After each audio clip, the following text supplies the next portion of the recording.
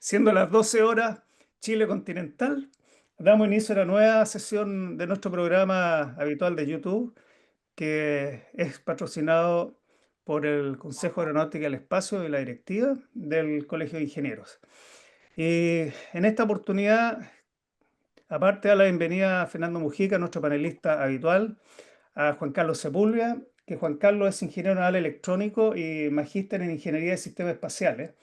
Y va hoy día a hablar sobre el tema de meteorología espacial e impacto tecnológico y en las tecnologías en términos generales. Por lo tanto, vamos a tener dos temas, uno es ese, y vamos a partir con Fernando porque vamos a hablar del accidente, cuál es la situación actual del informe del accidente del Air India. También quiero dar la bienvenida a Roberto Avendaño, director ejecutivo de ETS, y Lino Acuña, también ingeniero de ETS, así que también le damos la bienvenida y como digo, qué bueno que nos puedan colaborar en el día de hoy.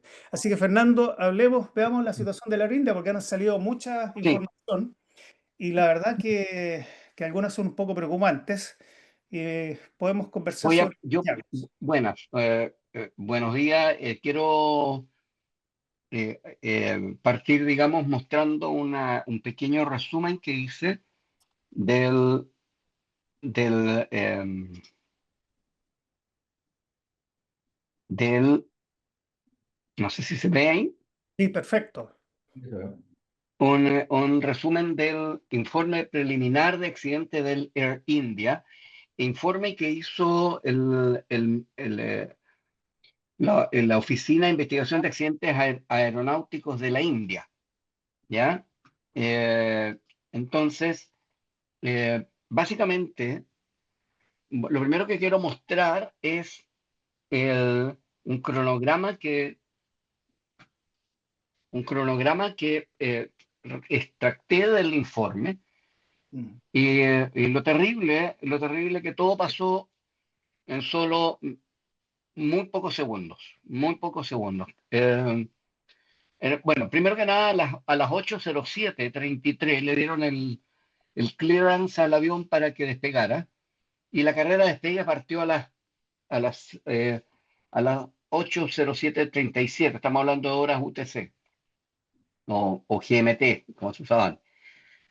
A las, eh, a las 8 minutos, 8 horas 8:33, el avión alcanza la V1, que es la velocidad de, de decisión, Mm. 153 nudos indicados. 2 segundos después alcanza la velocidad de rotación y empieza a despegar y, el, eh, y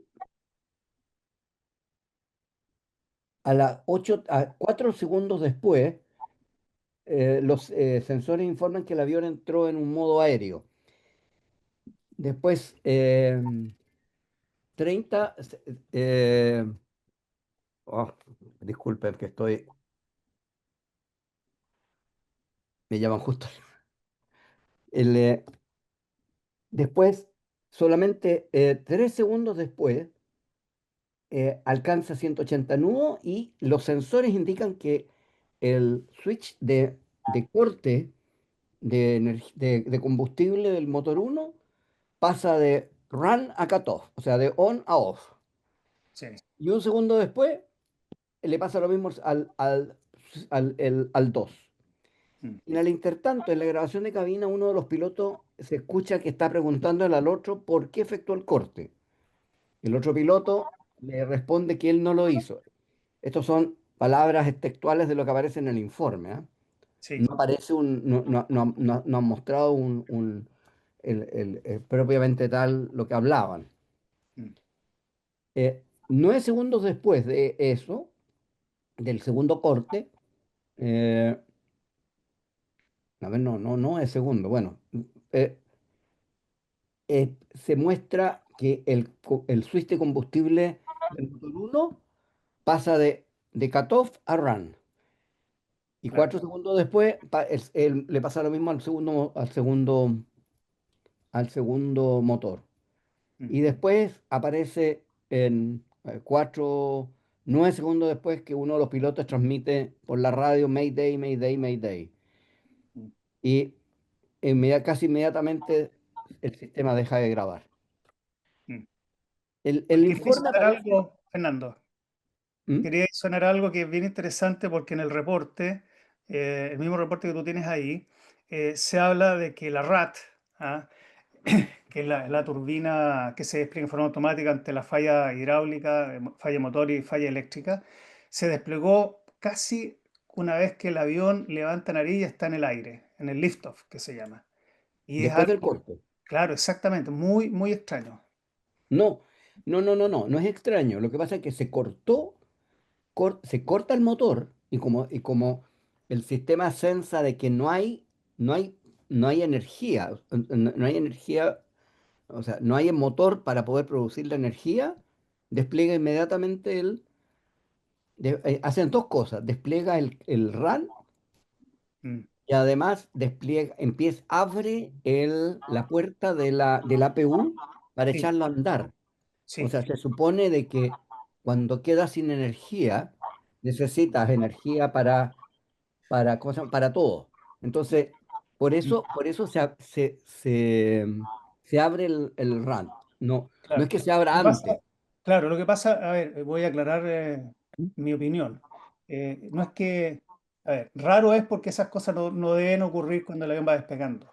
¿Mm? O sea, jamás se va a desplegar una RAT cuando el avión despega, salvo estas condiciones que son extremadamente extrañas, muy extrañas. Claro, corte motor, cuando tú vas despegando es algo absolutamente inusual, ni siquiera cuando un piloto está haciendo simulaciones de situaciones, voy a decir, de emergencia, pero jamás en un despegue. Esa es la situación en que la encuentro sumamente extraña. Claro, no, por eso, sí. A ver, voy a seguir mostrando algunas cosas que Ujú. muestra el informe. De los hallazgos físicos, encontraron la palanca del flap. Ah, mm, Y la palanca del flap estaba posicionada en la posición 5 grados. Eso significa que esa es la posición que dice el informe, que es la claro, posición de despegue. Por lo tanto, efectivamente iba con los flaps abajo. abajo. Mm, ¿Ya? Lo otro que encontraron, que la palanca del tren, la que está quemada aquí, mm, estaba abajo. mm, Claramente en los videos aparece que el tren está abajo y que en ningún momento intentó subir. mm, Ahora, yo he visto algunos videos de un 787 cuando va despegando, estos videos que aparecen en YouTube que filman y, y lo primero que hace cuando despega, la primera acción que hace la tripulación es subir el tren. O sea, no alcanzaron ni siquiera a subir el tren. ¿Ah? A mano derecha, aquí en la pantalla está cómo es la palanca del tren normalmente. ¿Ya? Y acá están la... A ver, espérate. Sí. Y acá está lo que todo el mundo está hablando hoy día. Las- mm, Aquí está ¿cómo se llama? El panel central del 787. Aquí están las palancas del thrust. mm, Aquí a la derecha está el flap, que tiene varias posiciones, 1, 5, 15, 20, 25 y 30, y que este iba en 5. Aquí está el speed brake. Y acá están los botones, los switch que pueden pasar de cut off que significa off en algunos casos, y run, que es on en otros casos. Eso parece que es en los A320. Lo interesante de estos switches es que estos switches hay algunas personas que han hecho los comentarios de que pueden haberlo pasado a llevar. claro, Realmente estos switches funcionan de esta forma. ¿Ah? Esto lo encontré, digamos, el tipo de switch que son. Los switches que para moverlo hay que levantarlo como aparece en el dibujo y moverlos hacia abajo, hacia atrás, o levantarlos y moverlos hacia... ah, levantarlos y moverlos hacia adelante. O sea, no tienen ese otro juego. Hay también un análisis que dice que ha habido algunos problemas con algunos switch, pero los comentarios que he leído en varios blogs de mecánicos o pilotos que han trabajado en aviones que utilizan muchos de estos switch, que son aviones militares o aviones civiles, nunca, personas que han trabajado muchos años, nunca han encontrado un switch que queda con daño de, de, de, de no, de moverse solo, Mecánico. menos dos al mismo tiempo. Ahora, si yo hago un análisis, y aquí voy a terminar para que lo conversemos, si yo hago un solo análisis, bueno, es que si hubiera sido eh, que se hubieran pasado a llevar los switch, se habrían desconectado los dos al mismo tiempo. Pero aquí hay un segundo en la desconexión de uno y el otro, que es el segundo en el cual la persona los movió. Este es el resultado de la investigación. Estos son solamente todo lo que la gente de este organismo indio presentó. ¿Ah? No hay ningún análisis de qué pasó, quién fue el piloto que lo movió, etcétera. Pero es un poco la idea. Voy a dejar de compartir. ¿Cómo se hace eso? Parece que Disculpa, ya dejé de Fernando. compartir, ¿no? Hola, buenas tardes a todos. Hola, Hola, Fernando. Rodrigo. Ya, no Sesión. sé, ya dejé de compartir. Sí, Sí, afirmativo. sí, Ya. déjate compartir.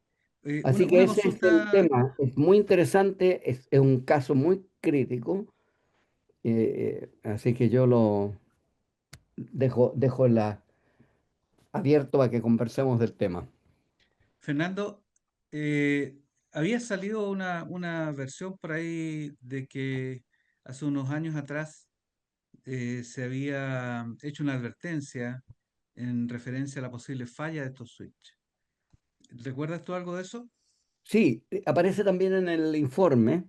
Yo lo revisé.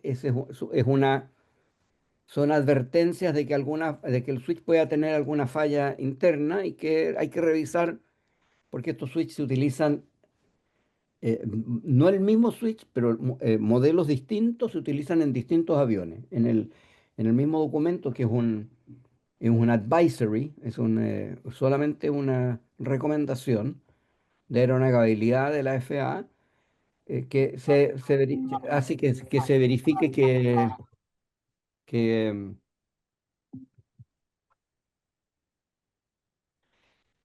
¿cómo se llama? Que la idea es que se revise, Mm.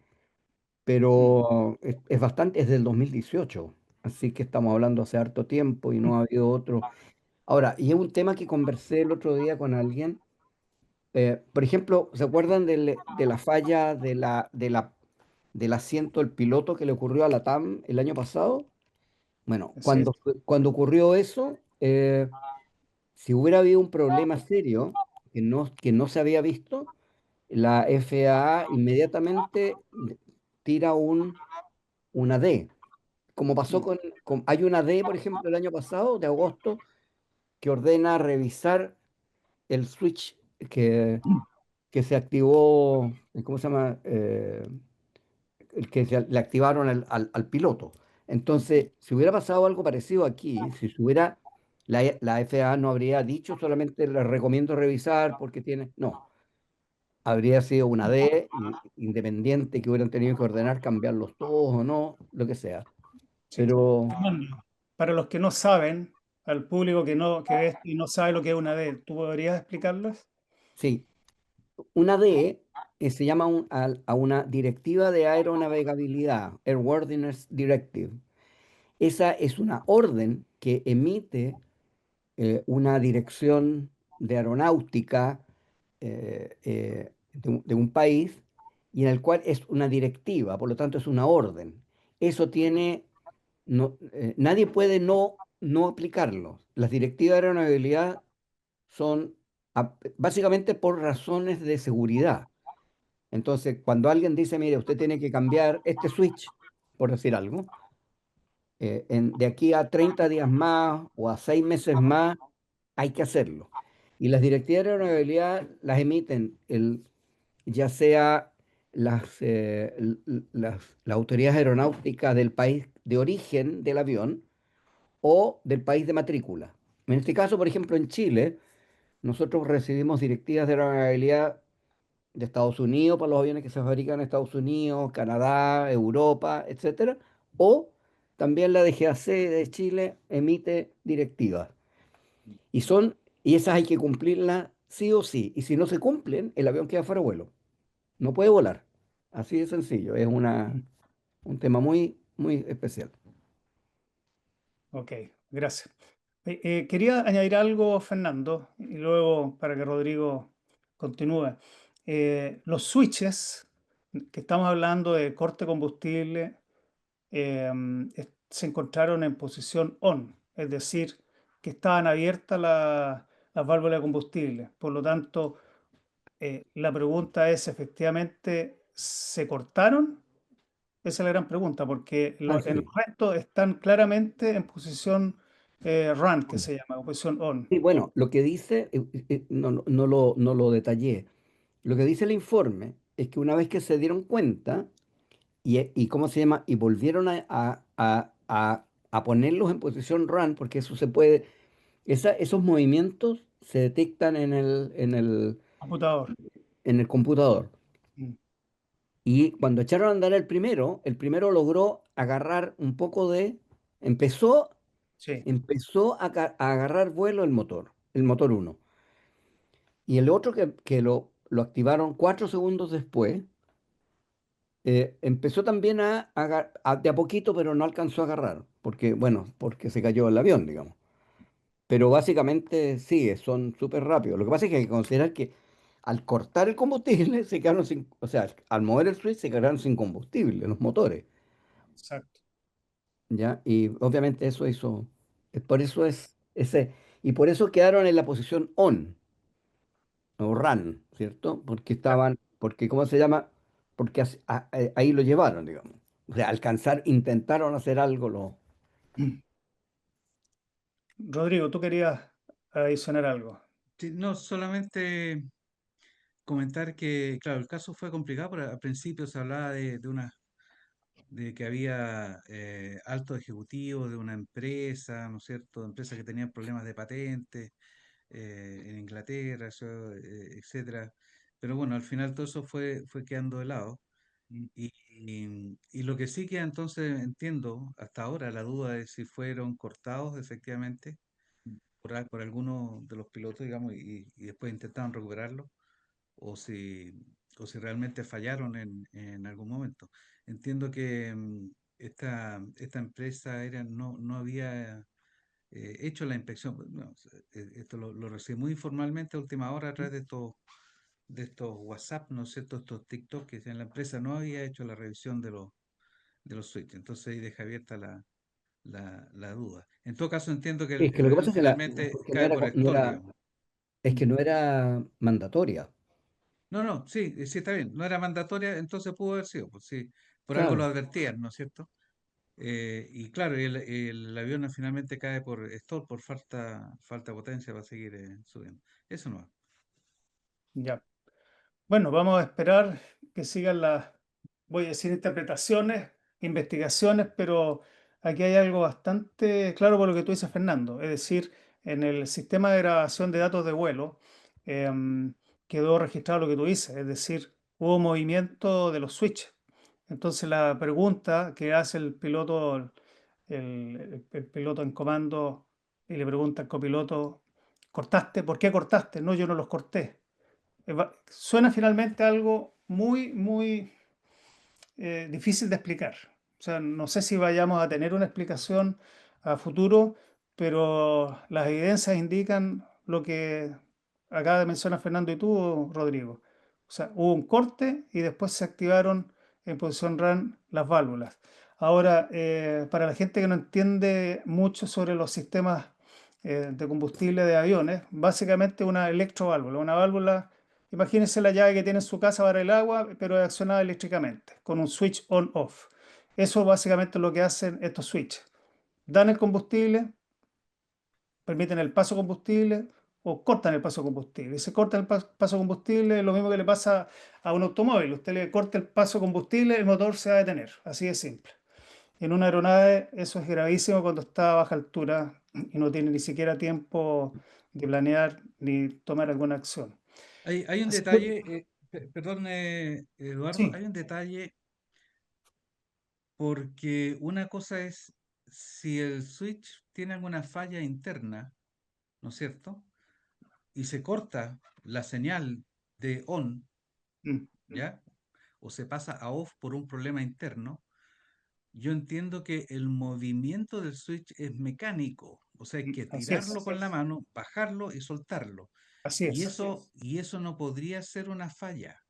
No, Entonces, la idea es, ¿se cortó el combustible o los switches estaban abajo? Porque el piloto se los miró y preguntó. claro, Habría que saber si los switches estaban abajo realmente o si simplemente se cortó el tema y ellos lo resetearon. Ahora, claro. ahora último, yo entiendo los aviones tenían unas cámaras que mostraban todo lo que pasa en cabina. En este Mm, caso no sé si pasó. No, parece que no tienen. No, Ya. Claro, pero no hay evidencia de que haya sido algo interno solamente por algo el piloto pregunta. ¿Tú sí. cortaste o por qué cortaste? ¿No es cierto? Debe haberlos visto abajo. Eso. Ya. exacto. Tenemos una gran incertidumbre y en algún momento se irá a develar. Así que bueno, seguiremos en este tema a futuro con las actualizaciones que tengamos. Y ahora quisiera darle el- la apertura al tema que vamos a ver con Juan Carlos Sepúlveda, ingeniero naval electrónico, que nos va, voy a decir, a conducir un tema que es bastante poco conocido, como es la meteorología espacial. Así que, Juan Carlos, todo tuyo el micrófono. Estás muteado, Juan Carlos. Ahora sí, muchas gracias Eduardo y Fernando. Gracias por esta instancia y efectivamente recojo las palabras de este tema un poco desconocido, pero que lamentablemente ha tenido que ir generando impacto en la tecnología y en las personas últimamente debido a nuestra dependencia de la tecnología propiamente tal. De hecho, eso es lo que yo quiero hacer con ayuda de una presentación que voy a compartir ahora en pantalla que me va a ayudar a conducir un poco las ideas que quiero presentar en esta instancia. No sé si pueden observar la pantalla. Sí, Sí, perfecto. perfecto.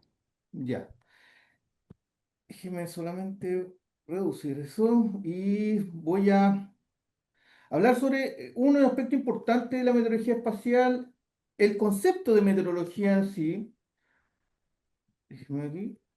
Es ¿Qué entendemos por meteorología? Cuando hablamos, la gente nos pregunta, o cualquier persona que se le pregunte, ¿qué entiende usted por meteorología? Va a referirse un poco a la meteorología atmosférica, a los huracanes, lluvias, si mañana va a estar soleado, va a haber nubes, voy a tener un día lindo para ir al parque o ir al lago, o va a llover, etcétera, si tengo que entrar la ropa, no tengo que entrar la ropa. Eso es un contexto que mucha gente, y es lo que la pregunta uno es, ¿qué entiende por meteorología?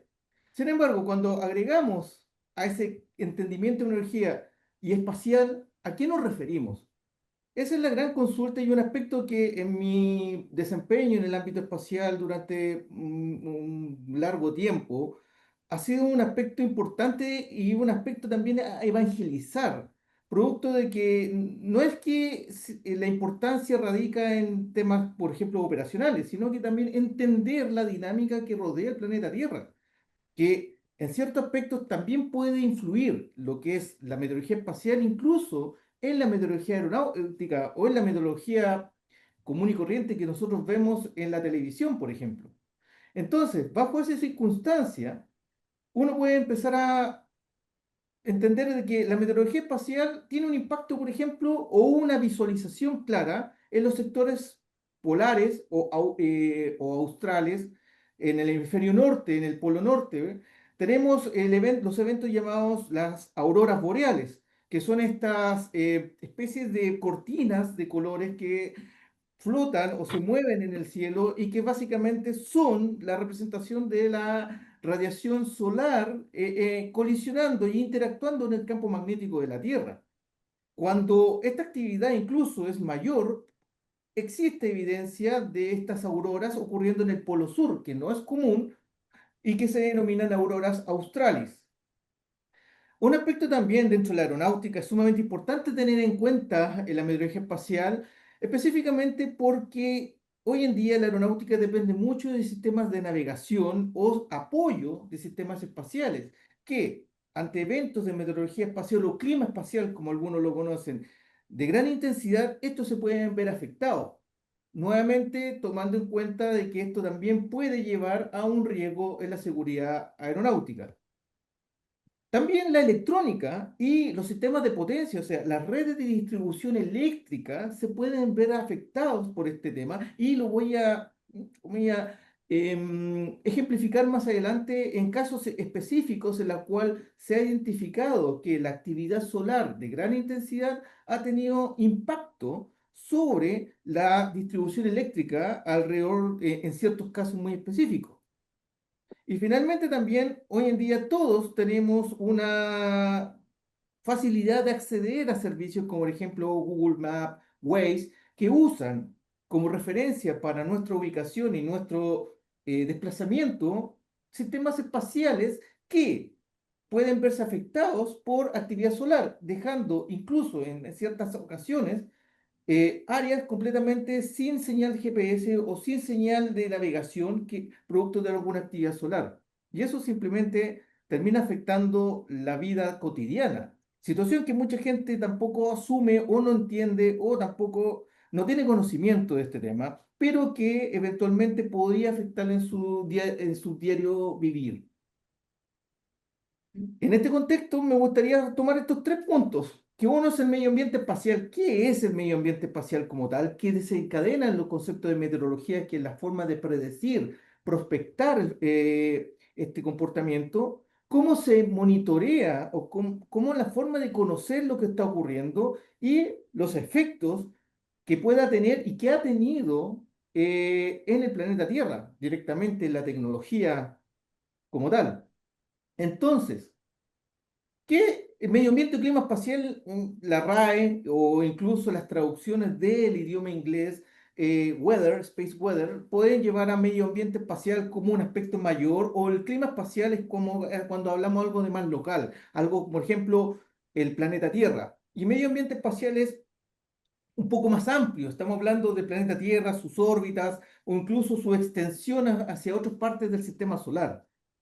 Pero el planeta Tierra se encuentra supeditado al comportamiento de su estrella más cercana, que es el Sol. 150 millones de kilómetros nos separan de esta estrella, pero también estamos supeditados en menor medida, sí, a la radiación espacial, producto, por ejemplo, de una supernova o de alguna actividad espacial de gran energía que también llega y atraviesa la atmósfera de la Tierra. Ambas tienen la actividad solar con esta actividad del espacio profundo, tienen diferentes niveles de impacto en el planeta, porque situación que lo voy a explicar un poco más adelante el por qué. Y es así, por ejemplo, que tenemos esta imagen en la cual podemos observar el planeta Tierra, que se encuentra acá, y sus capas atmosféricas internas propias de la atmósfera, que en una de las partes más externas está asumido como la ionosfera y la magnetosfera, que es el campo magnético de la Tierra.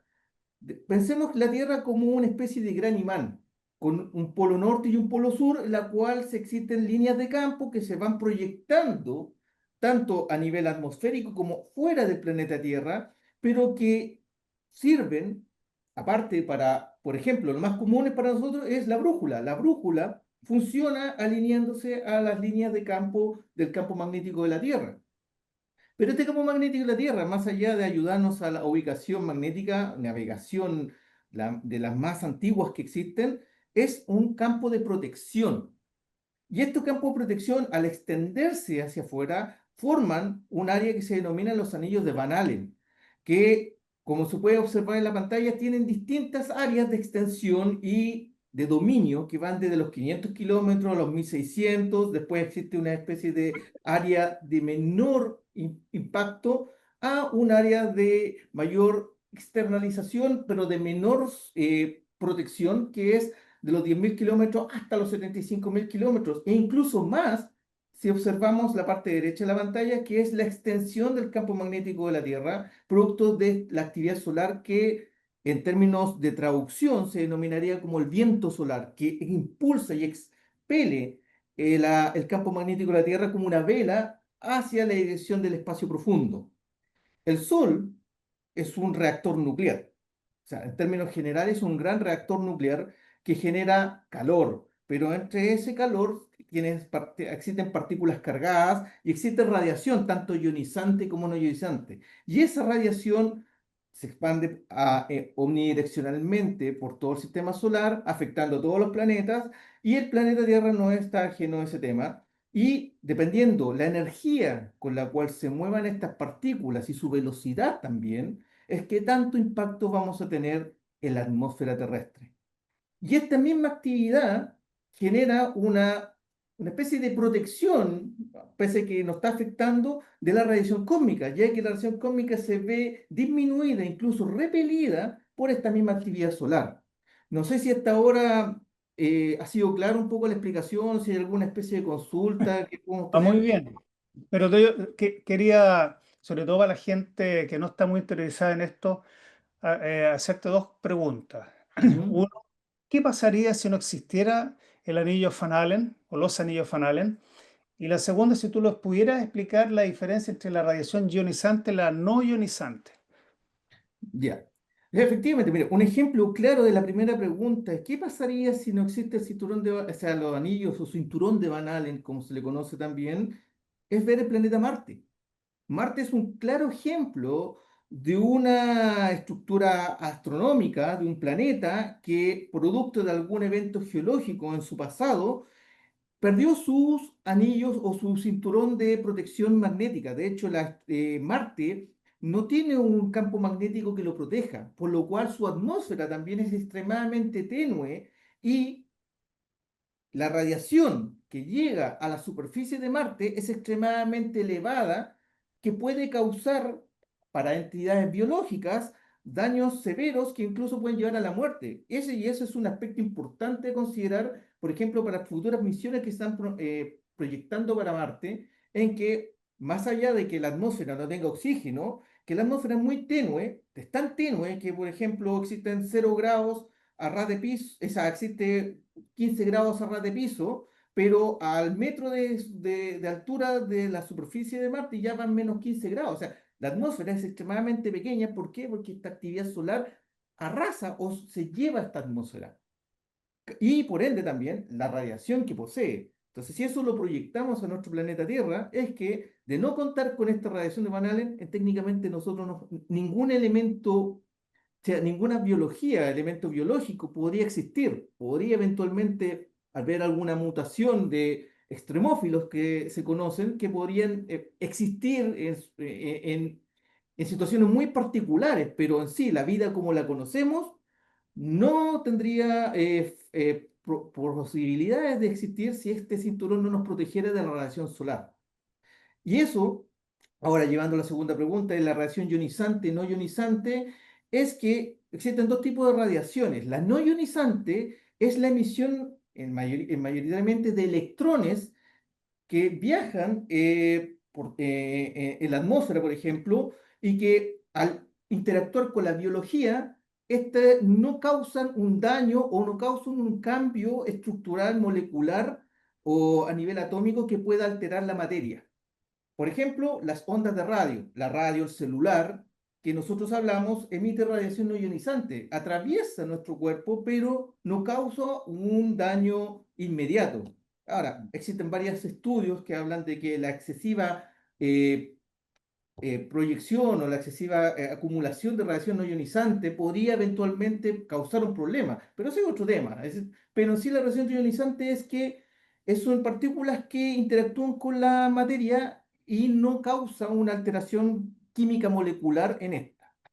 Por otra parte, la radiación ionizante es la que como su nombre lo dice, cambia la estructura molecular o atómica de la materia al ionizarla. O sea, primero es alterar el nivel de electrones que tiene un átomo, por ejemplo, o sea, si estamos hablando de partículas electrónicas, electrones cargados de alta energía, o incluso partículas subatómicas como neutrones, protones, que podrían causar una alteración ahora ni siquiera ionizar un átomo, sino cambiar el estado atómico y degradar, por ejemplo, la materia, desintegrar la materia, y existen de ahí las partículas alfa, las beta, las partículas gamma, que causan distintos tipos de afectación en la materia, y eso, digo, la materia es inerte y biológica.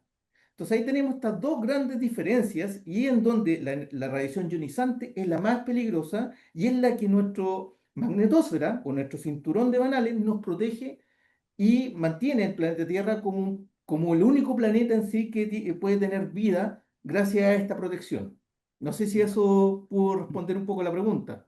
Cuando la gente se va a tomar un escáner, ¿qué tipo de radiación asume? Es radiación, el escáner o el MRI sería radiación no ionizante, pero de Exacto, alta energía, de alta exacto. energía. Pero si no voy a tomar rayos X, por ejemplo, o hacerme una radiografía, eso es radiación ionizante. Tenemos dos tipos de exámenes y obviamente dos tipos de consideraciones en los exámenes médicos. Y existen distintos tipos también de aplicaciones médicas, unas con ionizante y otras no ionizantes. La diferencia esta es que igualmente la excesiva, y ahí es donde vienen los estudios médicos, o sea, eh, someterse o verse expuesto a alta energía, a radiación no ionizante de manera continua, eventualmente por un concepto de acumulación de energía en las materias, podría desencadenar en un proceso de degeneración pasando de ionizante a no ionizante, pero eso ya es un estudio asociado a Mm. eh, la acumulación y el exceso de estar presente ante una continua radiación que Hay un, eventualmente podría degradar la materia. hay un, Juan Carlos, yo quería apoyar el tema, digamos. Cuando uno, la radiación no ionizante es, por ejemplo, la radiación calórica. Entonces, lo que pasa con la radiación no ionizante, que si uno la aplica mucho, te va a quemar. No te va a dañar la piel por el calor, por eso que dices tú, la gran cantidad. No te va a modificar la estructura interna, pero te va a quemar. Ese es un poco la diferencia. Y de hecho, me tomo el tiro de esa parte de cuando uno habla de los rayos UV, esa del sol, la radiación solar tiene distintos longitudes de onda. Y entre esas longitudes de onda tenemos la longitud de onda infrarroja y tenemos la longitud de onda alta, que son los rayos ultravioleta, por ejemplo, y la luz visible que está entre medio. La radiación infrarroja, o sea, el calor que sentimos, por ejemplo, en un día nublado, es parte del espectro de radiación solar que guía lo que es está en la parte infrarroja. Pero cuando vamos a la playa, por ejemplo, y nos sometemos a la radiación ultravioleta, esta es una radiación no ionizante, sin embargo, producto de la intensidad y el excesivo estar presente o estar en continuo sometimiento a este tipo de radiación podría eventualmente causar daños en la piel y lo que obviamente hoy en día los estudios hablan del tema del cáncer de piel, que en sí tiene más factores que solamente el tema solar. Pero efectivamente ahí en la radiación ultravioleta está como en el borde de lo que es ionizante y no ionizante. Literalmente es un tema de casi de la energía con la cual llega hacia el planeta Tierra. No sé si con eso puedo haber aclarado alguna duda o haber orientado un poco mejor la discusión. Está muy, muy interesante el tema porque lo que tú mencionabas también, que va a ser un tremendo desafío en este viaje a Marte, porque los, voy a decir, los astronautas que lleguen a Marte van a tener que salir de la nave, trabajar en realizar, en ejecutar, en construir algunos tipos de shelters algún tipo de refugio. Por lo tanto, la vestimenta que usen va a tener que ser capaz de soportar toda esta radiación no ionizante, si no, esa gente no va a volver viva al planeta Tierra. Bueno, tocando un punto más cercano, o sea, viendo esta misma imagen que tengo acá, tenemos la Estación Espacial Internacional y es un aspecto que siempre cuando hago clase pregunto respecto a por qué la Estación Espacial Internacional o la Mir en su tiempo o todas estas misiones tripuladas de larga estadía en la órbita terrestre se encuentran en 400 kilómetros de altura, que es, uno puede revisar el historial de todas las misiones tripuladas excepto las que llegaron a la Luna, por ejemplo, pero todo el resto se concentran en la región de los 400 kilómetros de altura. Y eso es un aspecto importante a destacar, producto que se encuentra bajo el anillo interior de Van Allen. O sea, la radiación solar tiene que traspasar el anillo exterior y después tiene que volver a traspasar el anillo interior.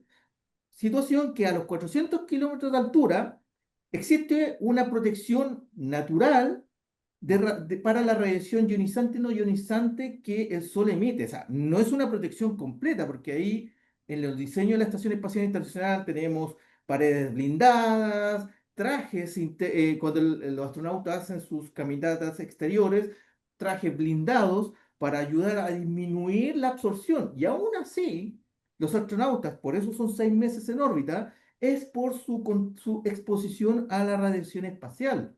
Porque pese a todos estos blindajes, aún así, el nivel de radiación que sufre un astronauta a 400 kilómetros de altura es muy superior al promedio que podría tener cualquier persona. E incluso también los pilotos comerciales, producto de sus vuelos continuos, sus constantes misiones, también tienen un aspecto médico que tienen que tener en consideración, que es la absorción de mayor nivel de radiación, igual que sus pasajeros, producto de que estar volando a 30.000 pies de altura, por ejemplo, los deja fuera de gran parte de la densidad atmosférica que también la atmósfera, las partículas, el nitrógeno, el oxígeno y todos los gases y partículas que están en suspensión en la atmósfera ayudan a absorber o a disminuir este nivel de radiación. Entonces, entre más subimos, más estamos sometidos a la radiación espacial.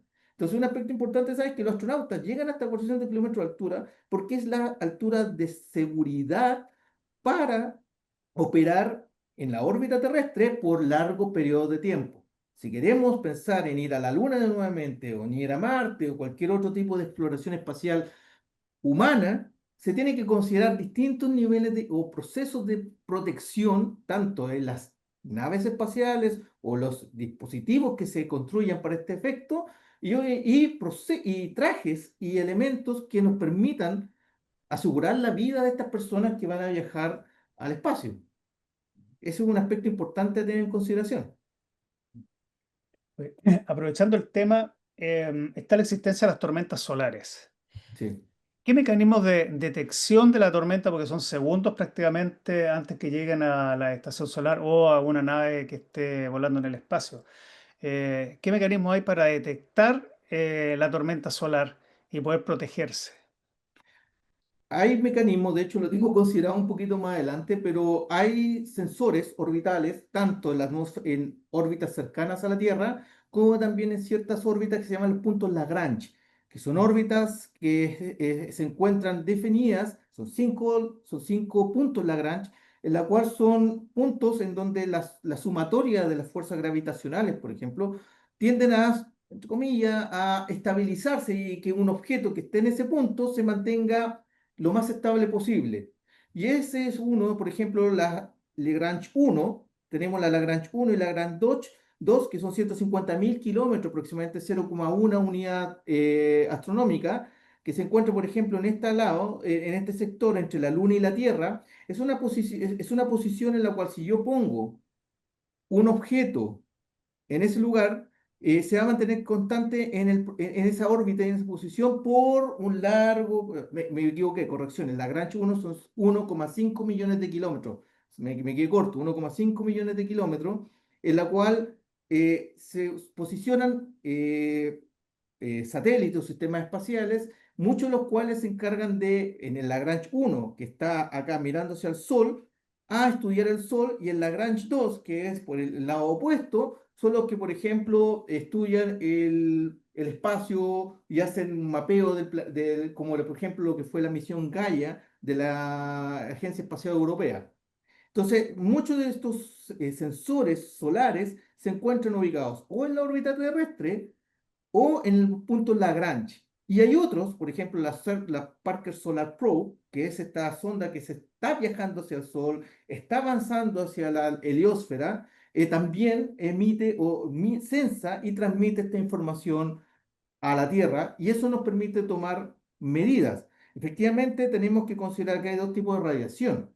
La radiación electromagnética no ionizante, generalmente formada por fotones y electrones, se acercan mucho a la velocidad de la luz, obviamente los fotones y los electrones dependiendo de otras interacciones que en teoría podrían demorarse desde una eyección solar hasta la Tierra 8,3 minutos. Sin embargo, la radiación ionizante, que va con partículas con masa, estas viajan a una fracción de la velocidad de la luz, permitiendo que este viaje pudiese llegar a durar horas o incluso días, dependiendo de la energía y la masa de estos objetos. Y esto también permite entregar ciertos niveles de alerta, los voy a tocar en unos slides más. Ok. Bueno, justo también tomando en consideración lo que Eduardo dijo, tenemos distintos tipos de actividad solar, pensando el Sol como la principal fuente de afectación en la meteorología espacial o el medio ambiente espacial del planeta Tierra. Tenemos, para este caso, el concepto o lo que uno siempre, cuando lee artículos científicos o incluso aparecen algunos artículos en los periódicos, es las manchas solares, o en inglés sunspot, que son, desde el planeta Tierra nosotros vemos puntos negros. De hecho, hay un experimento escolar simple de poner una especie de cartón con un pequeño orificio y proyectar la luz solar en un papel blanco, y en esa misma proyección uno es capaz de ver las manchas solares cuando estas existen. Estas manchas solares, que aquí desde el planeta Tierra lo vemos como negro, en sí no es que haya un hoyo en el Sol, sino que es una alteración del campo electromagnético del Sol que genera un área más fría. Y esa área más fría, que no estoy hablando que el Sol se apagó, sino que es un área más fría respecto a su alrededor, la radiación electromagnética o los fotones que viajan de ese punto se ven alterados y nosotros vemos una especie de ausencia de luminosidad. Pues por un tema de que los fotones que viajan de ese punto se ven alterados en su trayectoria. Pero estas manchas solares en sí son afectaciones en el campo magnético del Sol, que son en especie de látigos que se empiezan a acumular, y son campos magnéticos, son líneas de campo, son esta especie de ondulaciones que empiezan a alterar el flujo de la radiación en ese área. Esas son afectaciones estándares que tiene el Sol producto de su actividad y de toda la mecánica que tiene este gran reactor nuclear, como lo mencioné en un momento.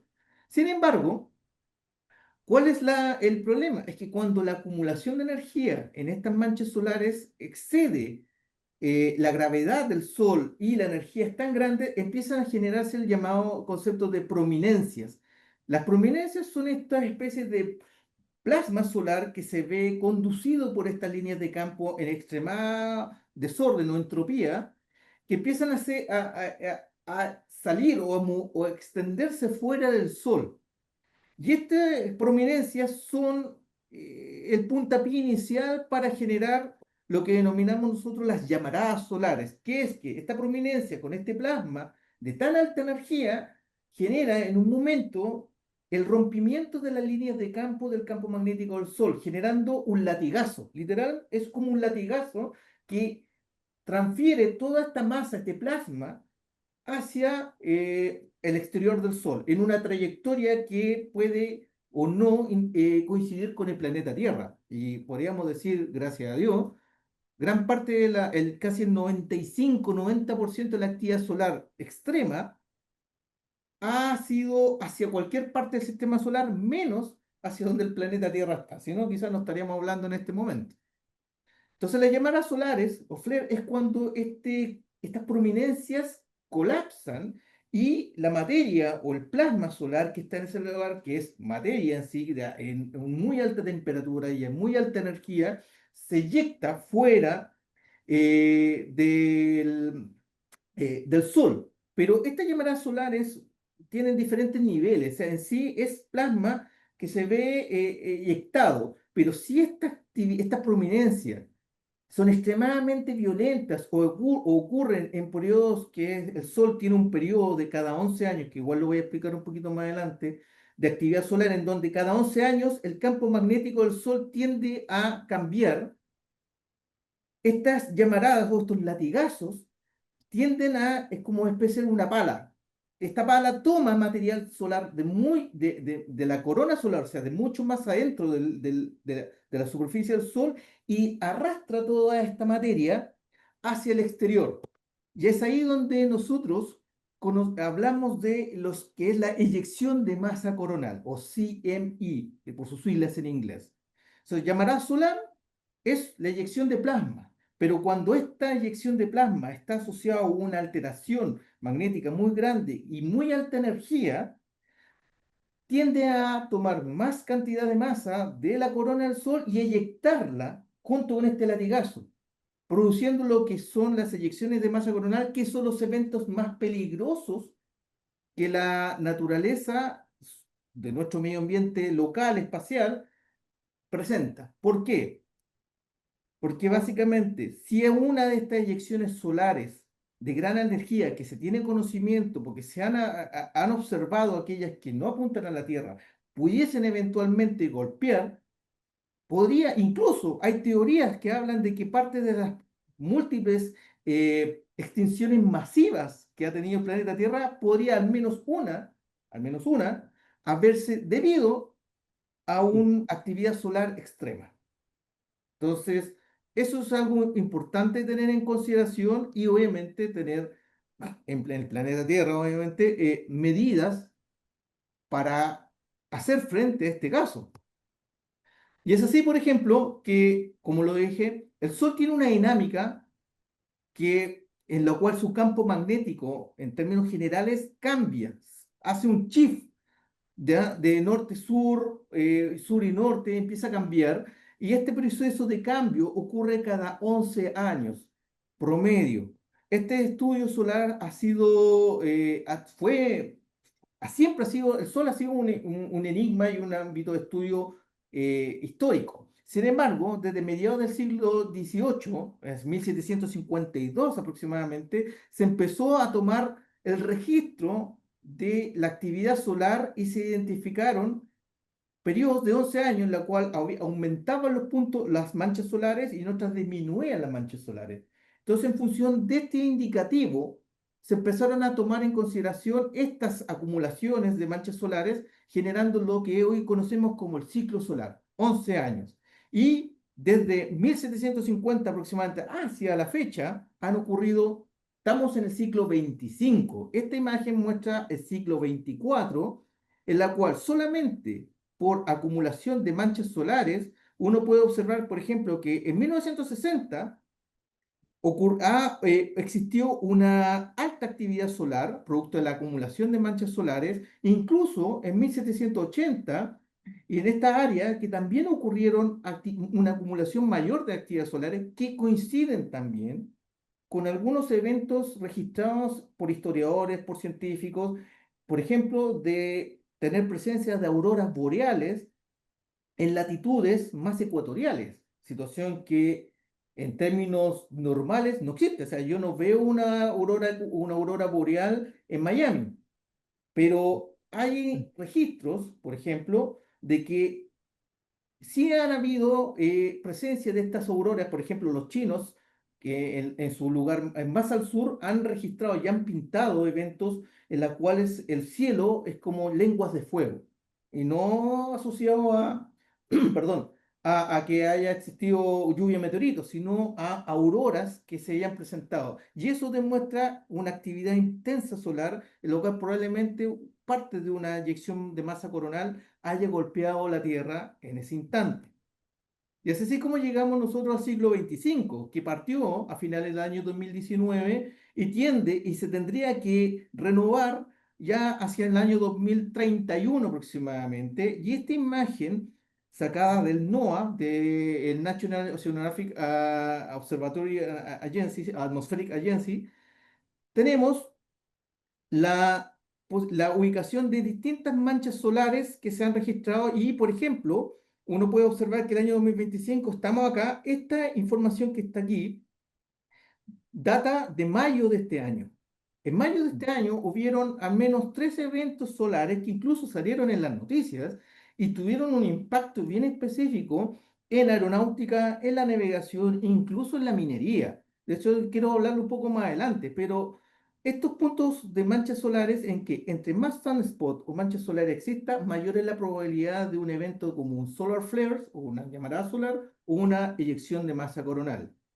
Ahora, este gráfico nos muestra algo importante. Estamos llegando ya en el año 2025 al pic estimado de actividad solar para este periodo, que se ha caracterizado por ser mucho más intenso que los periodos anteriores. Voy a regresar un poquito más atrás, ya que podemos ver que el ciclo 24 ha sido uno de los menores de los que se tiene registro desde que se toma en consideración. Y esto da para otro tema, por ejemplo, nosotros en Chile tenemos el satélite FASAT Charlie.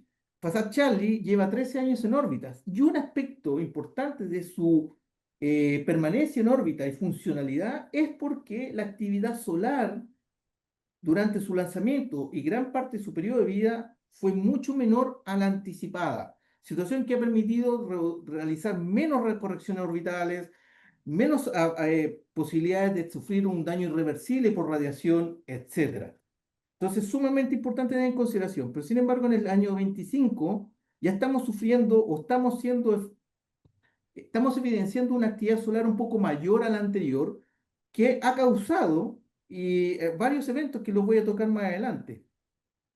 Pero también no quiero dejar de lado algo que, más allá del Sol, también nosotros tenemos la posibilidad de sufrir o de ser testigos de la interacción de partículas cargadas de alguna actividad solar, de alguna actividad del universo, del espacio profundo violenta.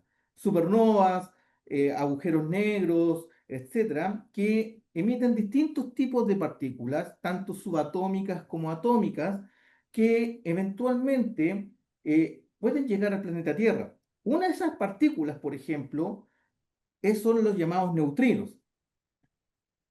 Y algo también importante, nuevamente, que tenemos que tomar en cuenta es lo mismo que pasa con el cinturón de Van Allen. Nuestro Sol, por más beligerante que sea con nosotros en términos de radiación, paradójicamente también es nuestro gran protector. Hoy en día, ya hace un mes atrás, salió en las noticias el estudio de la Voyager 1 que está, y de hecho, esto es una imagen un poco más antigua, pero ya el Voyager 1 se encuentra, eventualmente pasó la heliopausa, que es esta área donde el Sol deja de tener influencia, y los sensores de la Voyager 1 detectaron un área de extrema alta temperatura para posteriormente llegar a un área totalmente nueva, sin temperatura, sin radiación mayoritaria, que muestra que el Sol extiende su fuerza o extiende su nivel de radiación hasta incluso áreas mucho más allá de los planetas que se encuentran, por ejemplo, Plutón, del microplaneta Plutón, o de Urano, Neptuno, y mucho más allá, que millones de kilómetros más allá, esta acción, esta heliopausa, este sistema de radiación solar nos permite protegernos de posibles eventos catastróficos o radiaciones extremadamente violentas que puedan afectar el sistema solar interno. Y eso es sumamente importante tenerlo en cuenta, porque también nuestro Sol es el otro nivel de protección que tenemos nosotros ante posibles eventos que podrían, esto ya es teoría, también generar afectaciones mayores a los planetas que se encuentran en el sistema solar. Y eso yo lo puedo demostrar aquí rápidamente en distintos tipos de radiaciones, por ejemplo, cósmica, que son protones libres que vuelan, que al interactuar con la atmósfera se dividen o se dividen en partículas subatómicas que decaen e incluso atraviesan el planeta Tierra. Y una de esas, por ejemplo, son los neutrinos. Los neutrinos que científicamente a nosotros actualmente, hoy en día, ahora nosotros estamos hablando, están atravesándonos millones de neutrinos ahora, acá, frente a nosotros. Nosotros no los vemos y son inocuos para la vida, por lo menos hasta ahora dentro de todos los estudios se han hecho.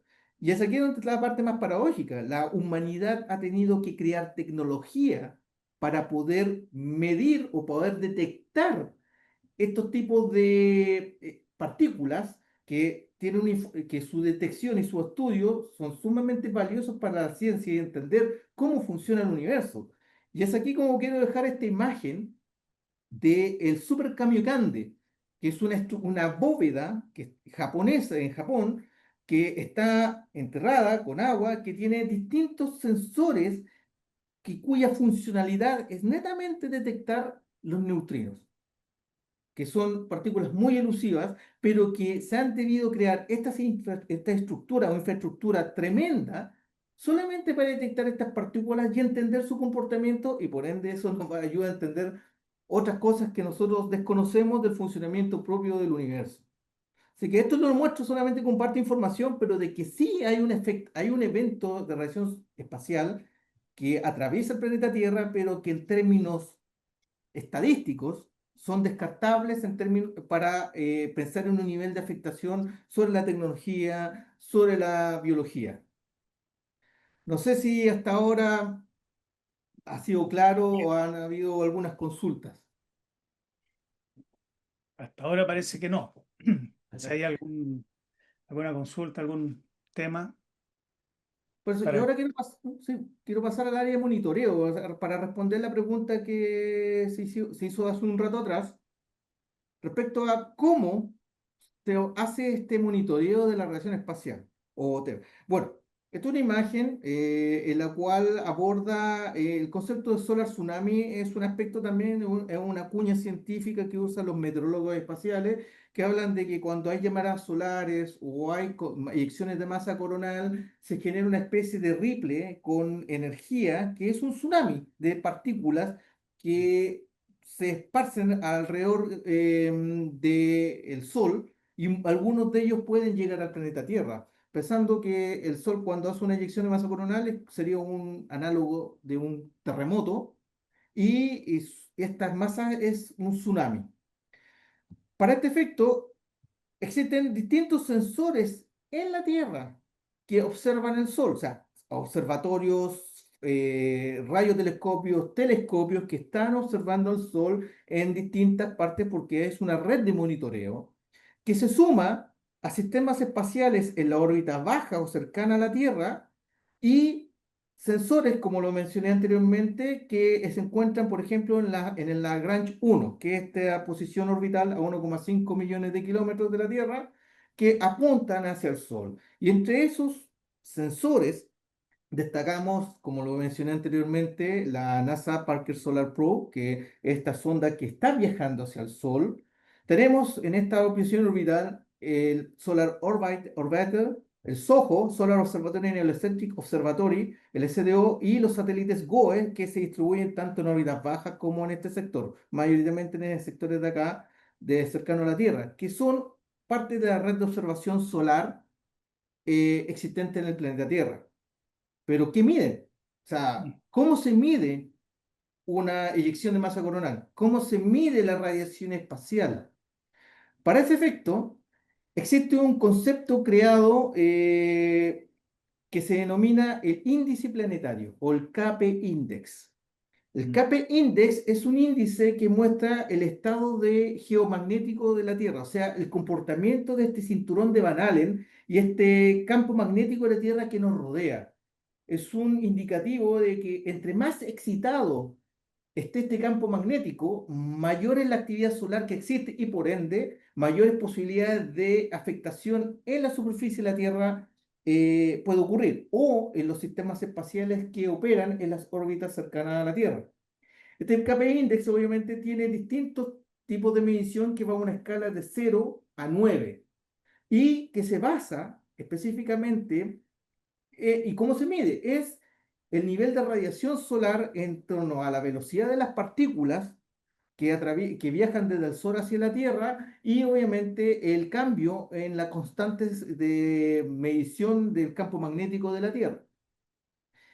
Esta es una imagen de actualmente que obtuve desde el NOAA, desde el sitio del NOAA, que partió su medición el 16 de julio, cada 3 días, un periodo de 3 días, y hasta el 19 de julio es este periodo de medición en donde uno puede observar que hasta el valor número 5 se considera una actividad normal solar, que no tiene mayor impacto si la vida y la operación electrónica, comunicaciones radiales, no se va a ver afectada. Sin embargo, cuando este valor supera o llega al número 5 hacia arriba, empezamos a tener otro tipo de comportamientos y otro tipo de afectaciones a las distintas actividades que la humanidad realiza en el planeta Tierra. Por ejemplo, también, y como la meteorología atmosférica lo indica, también existe el pronóstico de la meteorología espacial, que en función de la observación del Sol uno puede decir, no, actualmente a 3 días el Sol se va a comportar de esta manera. Y esta es la proyección a 24 horas, partiendo hoy día. La última observada, o sea, anoche o ayer, fue una actividad normal solar, una actividad normal en la pronosticada, e incluso se pronostican a 3 días.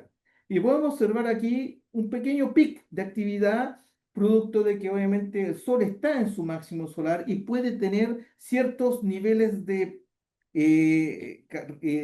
solar flare o llamadas solares que te ocurren, pero cuya intensidad o la proyección de esta llamada solar no llegue directamente a la Tierra. Pero nuevamente, ¿cómo monitoreamos el clima? Existen 3 tipos de monitoreo o 3 tipos de clasificación para la actividad solar o el clima espacial. Una son el concepto de las tormentas geomagnéticas, que son esta afectación al campo magnético de la Tierra, que puede afectar, como lo indica acá, sistemas de potencia, o sea, la distribución eléctrica, los sistemas espaciales, la operación, dejar sin operación, dependiendo del nivel de intensidad, sistemas espaciales o las señales que estos sistemas espaciales transmiten hacia el planeta. Y otros sistemas, por ejemplo, afectaciones en comunicaciones como HF, VHF, la navegación satelital o los sistemas de aumentación de GNSS, por ejemplo, para la aeronáutica, pueden verse afectados dependiendo del nivel de clasificación que tenga, que son 5, que G1, que corresponde a un KP5, índice planetario 5, que es una actividad menor, o sea, probable interferencia, probable, algo probable. Pero cuando ya a nivel planetario parte de 6, que estamos hablando de una tormenta moderada, estamos hablando, por ejemplo, de afectaciones en las comunicaciones HF, o sea, la imposibilidad de usar HF para las comunicaciones de larga distancia, por ejemplo, con aeronaves que no tengan, por ejemplo, o con buques que no tengan algún sistema satelital de comunicación o de enlace de datos. Ya hablando de fuerte, que es KP7, o incluso severo o extremo, estamos hablando de afectaciones que pueden eventualmente generar cortes eléctricos, que un aspecto, paréntesis, el apagón que tuvimos nosotros en febrero, más el apagón que ocurrió después en España, hubo una línea investigativa respecto a si esto fue causado también por actividad solar. Es parte de la línea investigativa. Pero que eventualmente, y hay registros de que una tormenta solar extrema ha causado cortes eléctricos en gran parte en áreas importantes del hemisferio norte, en este caso producto de que mayoritariamente la red eléctrica preponderante se encuentra en el hemisferio norte. Eh, Tenemos las tormentas de radiación solar, que son en sí estas partículas que viajan y que eventualmente pueden atravesar el planeta Tierra, pueden no verse afectadas o mitigadas por el campo magnético de la Tierra y llegar a la superficie. Y es ahí donde estas tormentas, también medidas de 5 niveles, que coinciden también con el KP Index, podemos aquí incluso tener el tema de afectaciones de entidades biológicas. Y aquí van directamente lo que hablaba sobre astronautas, que hay un método y hay un procedimiento para la Estación Espacial Internacional que ante un evento extremo de radiación solar, los astronautas se tienen que ir a las cápsulas de escape o a las cápsulas que están adosadas a la Estación Espacial Internacional porque ese es el lugar de mayor protección que posee toda la infraestructura de la Estación Espacial Internacional, por ejemplo. Para entidades biológicas también, volar sobre 30.000 pies, 40.000 pies de altura, puede aumentar la dosis de absorción de radiación tanto para pilotos como pasajeros. Obviamente, como para los pasajeros comunes y corrientes de un avión, es un sometimiento mayor a radiación que eventualmente podría ser, no podría tener importancia porque es una afectación o una estar sometido por un periodo muy corto de tiempo. Pero no así, por ejemplo, para los pilotos que tienen, especialmente aquellos que tienen rutas aéreas transatlánticas, transpacíficas, que están volando 10, 12, 14 horas y que eventualmente pueden tener una mayor dosis de absorción de radiación. Obviamente también tiene que ver con la operación de los satélites y aquí incluso también empezamos a tener otros problemas, por ejemplo, las redes de datos pueden verse afectadas. La red eléctrica, los sistemas de observación terrestres, por ejemplo, cuando un satélite, por ejemplo, saca una imagen del planeta Tierra, esta puede venir con daños o afectaciones en sus píxeles. Yo puedo ver píxeles o líneas de píxeles que fueron totalmente eliminadas, ya sea porque se dañó el sensor o porque la información al momento de la captura tuvo este problema o que la transmisión de los datos venga con errores en la información. Y otra que también se usa, especialmente está diseñado esto para la red de radioaficionados internacional, junto también con obviamente la red de protección y otras redes de radio, está la medición también de las interrupciones netamente en las señales de radio. Hablamos de frecuencias desde la MH, SMFS, MHF, VHF, HF, UHF, la UHF no tanto, de la VHF hacia abajo pueden verse afectadas. Y entrando, por ejemplo, en sistemas de radio, televisión. Por ejemplo, yo tengo un sistema, un VSAT, que es un terminal pequeño como estas retail que vende estos platos que uno mismo instala y apunta hacia un satélite de telecomunicaciones para tener televisión. Podrían, en una situación extrema o severa, tener incluso interrupción total de la información que me llega y obviamente yo como cliente me quedaría sin poder ver el partido de fútbol que yo había contratado o que yo quería ver, justo si tengo un problema o hay una actividad solar importante que me va a afectar. Eso es una situación que también tiene un impacto, que tiene un impacto económico, tiene un impacto más comercial. Entonces tenemos estos tres tipos de clasificaciones de impacto de la actividad solar, cada una medida en una escala de 5 áreas de menor a extremo, pero que comparten en términos generales el comportamiento de este KP Index. No sé si quedó claro o fui muy... Quiero hacerte una consulta. ¿Sí? Sí, está bastante claro, bastante amplio y muy interesante la explicación y los antecedentes. La pregunta que tengo es la siguiente. Nosotros tenemos constelaciones de satélites para que funcione el sistema GPS, sistema de posicionamiento global, que Ujú. básicamente son satélites alrededor de la Tierra. Em, ¿Bajo qué condiciones podrían quedar inoperativos per se? No solamente en forma temporal, sino que el daño que se produzca sea tal de que queden inoperativos. ¿Tenemos alguna posibilidad de que eso ocurra? Sí, efectivamente. O sea, pensemos un poco de si efectivamente las tormentas geomagnéticas, las tormentas de radiación solar, nivel extremo, en el término estadístico de registro, hay muy pocas, incluso puedo contarlas con el dedo en la mano, las registradas que hayan llegado a este nivel G5 o S5. Ya. Sí se han acercado un poco a G4, S4, que eventualmente, si es que ocurriese un evento extremo solar que pueda ser catalogado como G5 o S5, aquellos sistemas espaciales que estén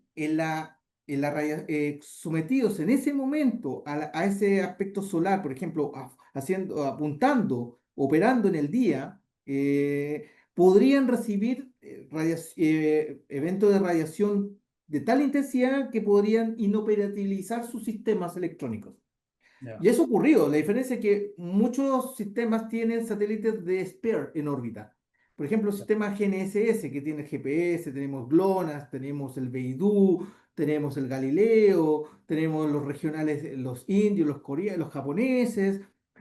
En sus sistemas diseñan sus órbitas para tener satélites operativos y sistemas y satélites que ante un eventual problema el satélite spare asume la responsabilidad o la operación. Hasta el momento no ha existido un evento que literalmente deje inoperativo una constelación completa, pero sí han habido eventos donde efectivamente satélites tanto de telecomunicaciones, de navegación, incluso satélites de observación terrestre u otro tipo de satélites que operan en órbitas más bajas, han terminado inoperativos.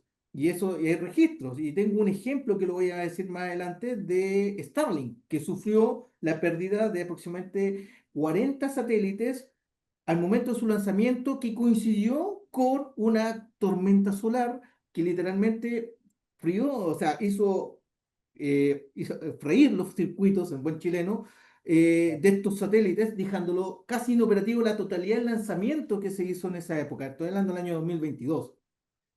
Pero efectivamente, o sea, es un caso y es una posibilidad. ¿Quiénes se podrían salvar? Son aquellos sistemas espaciales que se encuentren en la umbra, o sea, se encuentren en el sector donde la actividad solar no lo impacte en ese momento indicado. Esa es la diferencia y lo que podría eventualmente salvar una constelación de satélites de fallar completamente. Ok. Agradecido. Sigamos. Y ahora quiero llegar a los ejemplos. Y con esto también ya ir cerrando un poco esta exposición, en la cual esta es una imagen que me gusta mucho, la que traigo de la ESA, en la cual explica esta actividad solar. Como ejemplo, aquí tenemos nosotros Coronal Mass Ejection, que es esta gran prominencia con este solar, con este látigo que yo les mencioné, y aquí también este látigo que se rompe y dispara o expulsa material. Tenemos que esta radiación tiene una afectación tanto hacia la vida de los astronautas, los sistemas espaciales que se encuentran en órbita, e incluso, como lo pueden observar acá, tiene un impacto o interfiere con la operación normal, por ejemplo, de aeronaves. Hoy en día, las aeronaves, nosotros tenemos, hoy día los sistemas inerciales de las aeronaves, en su mayoría de los casos, son sistemas inerciales que dependen de la señal GNSS para su operación. Son mayoritariamente sistemas laséricos que tienen sensores y una arquitectura que no es una IMU, una Inertial Measurement Unit, o una unidad de medida inercial como tal, como la anterior, sino que es una unidad que tiene acelerómetros y que mide la actitud de la aeronave, pero la ubicación de la aeronave en la superficie de la Tierra es entregada por un sistema GNSS.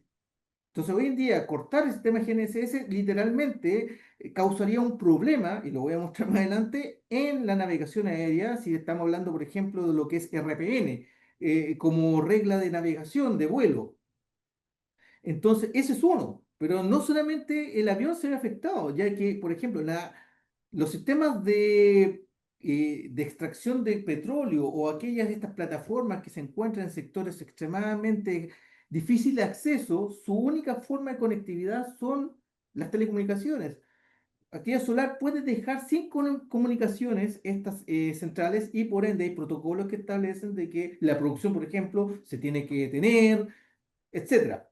Los buques hoy en día también tienen una navegación en medio del Atlántico, por ejemplo, hay una parte en el Pacífico que se llama Punto Nemo, que hay un área en donde en aproximadamente 4.000 kilómetros no hay una tierra, no hay humanos, no hay vida, no hay nada que pueda apoyar ante un evento, un problema, una emergencia. Entonces, los buques también dependen de la navegación GNSS para operar, como también de las telecomunicaciones. Hoy en día también, ejemplos de la minería. La minería tiene muchos sistemas autónomos de operación, que este control de flota, en donde son vehículos que tienen un track establecido que se van operando mayoritariamente con la señal de los sistemas GNSS. De no contar con sistema GNSS, este sistema autónomo no funciona. A lo mismo pasa con control de flota de otros vehículos o incluso nosotros como los usuarios comunes y corrientes, vemos afectados que hoy en día, sinceramente, pónganse la mano en el corazón, ¿quién se sube a un auto y no pone Google Maps, Apple o Waze para navegar? De no constar con esa información, realmente puede afectar la vida tan cotidiana o incluso procesos productivos Así como, es. como también, disculpe, como también lo que es la señal de telecomunicaciones, incluso la distribución eléctrica. No sé si hay alguien tiene alguna pregunta. Parece que estamos bien. Por ahora no, así que está no, muy buena información y bien aclaratorio con los conceptos. Así que eh, De hecho, de eso yo quiero hablar acá ahora, un caso. Se llama el evento Carrington. Pueden googlearlo porque es sumamente famoso, especialmente los que nos gusta este ámbito. Y también el ámbito electrónico tiene, también es conocido. De hecho, yo cuando estaba estudiando, este era parte, digamos, de la historia de la electrónica y cómo algo externo podía afectarlo. El evento Carrington fue registrado el 1 de septiembre de 1859, cuando la radio no existía, cuando no había información, exceptuando el telégrafo. Este evento Carrington, que fue un astrónomo que obviamente se fijó en la actividad solar que estaba estudiando el Sol y encontró una gran mancha solar. De hecho, se establece en los registros que esta mancha solar literalmente se podía ver a simple vista desde la Tierra. O sea, obviamente con algún método de protección para mirar al Sol, pero era a simple vista se podía ver un gran agujero en el Sol, que obviamente causó de extrañeza y interés de sus estudios. Este evento, Carrington, se considera como el mayor registrado en la historia que podría eventualmente haber estado catalogado como un evento de categoría 5, o sea, un G5 y un S5, producto del tamaño de la mancha solar, como también de ciertos registros que quedaron en diagramas, en dibujos, en historiadores que eh, digamos, valga la redundancia, registraron la peculiaridad de lo que ocurrió en ese día, que en sectores donde las auroras boreales no tenían presencia, se observaron. Por ejemplo, esta imagen de Europa, en la parte norte de Europa, estamos hablando, si no me acuerdo, es francesa, que estamos ya a la altura de Toulouse aproximadamente, se registró y se quedó registrado una serie de imágenes donde el cielo se llenó de colores y de olas, que en términos generales representan un aspecto de una actividad de aurora boreal.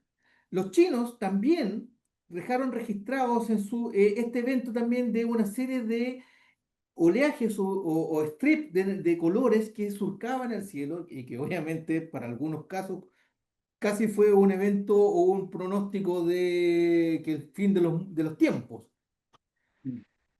Y este evento Carrington también tuvo, aparte de esto, que uno dice, oh, ya, pero aparte de lo bonito del cielo, ¿qué más pasó? Bueno, en ese tiempo estaba la red telegráfica y en Estados Unidos hay registros de que operadores telegráficos sufrieron electrocutación, o sea, golpes de corriente en sus dispositivos, como también el incendio de redes de la red telegráfica por cable en parte importante del territorio norteamericano, producto de que estas redes obviamente transfieren energía y esta radiación prácticamente se dirigió a través de los cables causando un aumento en la cantidad de amperes y por ende obviamente causando su daño y también afectando a los operadores telegráficos. ¿Cuál es el punto de este evento? Es que se proyecta que si este evento ocurriese hoy día en sus mismas condiciones, podríamos estar hablando de un caso muy similar al que se preguntó delante, de que la mitad de los sistemas espaciales podrían quedar inoperativos, como también una gran cantidad de situaciones a nivel terrestre, pérdida de transmisión eléctrica, sistemas electrónicos o sistemas de redes podrían verse afectados, incluso eh, es como pensar en una bomba electromagnética, como que haya explotado una bomba electromagnética o una bomba nuclear cercanamente y el golpe de esta radiación de este pulso electromagnético golpeara e inhabilitara gran parte de la electrónica, sin considerar que qué pasaría si este evento pilla un avión en el aire. O sea, los estudios y por ejemplo, los pronósticos o la idea de qué podría haber pasado son múltiples, pero efectivamente, incluso eventualmente podría especularse de que una aeronave podría haber afectado sus sistemas eléctricos y electrónicos debido a la radiación que puede haber absorbido durante un evento como este. Bueno, gracias a Dios, hasta el día de hoy no se ha repetido este tipo de eventos, pero se cree que si esto ocurre de nuevo, las consecuencias podrían ser mayores. Y es ahí donde yo quiero hacer un poco el tema de la evangelización del tema de la meteorología espacial. ¿Por qué es importante ahora? ¿Y por qué nadie? Porque muchas veces también me pregunto, ¿por qué en el pasado a nadie le importó? Es porque en el pasado, con menos tecnología, los impactos eran menores. O sea, aparte de ver una bonita aurora boreal, aparte de eso, para el común y corriente de las personas, incluso operadores de vehículos, no le importaba. Pero hoy en día, nuestra dependencia de la tecnología es tal de que un evento de radiación solar extremo podría inhabilitar, deshabilitar o incluso parcial o totalmente, temporalmente o permanentemente, sistemas electrónicos críticos para el funcionamiento de nuestra sociedad. Ni siquiera es tema de navegación, etc., sino para la sociedad. Y es ahí un ejemplo de esto, es el apagón de Quebec, el 13 de marzo de 1989, que dejó sin electricidad a gran parte del norte este de Estados Unidos con Canadá, que los historiadores y el análisis inicialmente se pensó, como este era un periodo ya donde la Guerra Fría estaba terminando, incluso se pensó que esto fue un atentado de la Unión Soviética, esto fue un poquito antes de la caída de la Unión Soviética, que afectó la transmisión eléctrica en gran parte de esta área que está presentando esta imagen en negro. Obviamente, después de muchos estudios, se determinó que obviamente no fue un atentado, no hubo interferencia humana y una correlación de una universidad, cuyo nombre no me acuerdo en este preciso momento, correlacionó la actividad solar con este evento y a través de otras búsquedas de pruebas se descubrió que efectivamente la actividad solar, una actividad solar que se cree que fue nivel 4, G4 o un S4, causó la sobrecarga y por ende la inhabilitación de la red de transmisión eléctricas en dos plantas en este sector, en Quebec y una en el norte de Estados Unidos, que dejó esta área sin electricidad. Y obviamente, como era un evento extremo y también una situación que no se había vivido, tardó mucho tiempo en ser solucionada producto de todas estas variables que no se tenían conocimiento. Pero este es un principal ejemplo de que la actividad solar dejó gran parte y una gran cantidad de personas sin electricidad, ya estamos hablando del año 1989. O sea, No tal- hoy en día tenemos mayor posibilidad de sufrir estos mismos eventos producto de este tema. Aquí es un ejemplo ahora del caso que lo mencioné el 4 de febrero del año 2022, de 3 años atrás aproximadamente. SpaceX realizó el lanzamiento de 49 satélites de su red Starlink en un periodo en que estaba considerado y ya estaba pronosticado una actividad solar de gran importancia, nivel S3, G3, incluso en unas partes considerado es G3 para geotormenta, pero S4 para tormenta solar. ¿Cuál es el caso y lo llamativo de esto? Es que aquí se confabulan dos áreas o dos conceptos. Uno es que la meteorología espacial golpeó la Tierra y afectó la electrónica de 40 satélites de los 49 lanzados, y dejándolos inutilizables per se. ¿Ya? Esa es una. O sea, ejemplo de que la radiación puede literalmente freír la circuitería eléctrica de un sistema en órbita. Pero aquí viene otra área,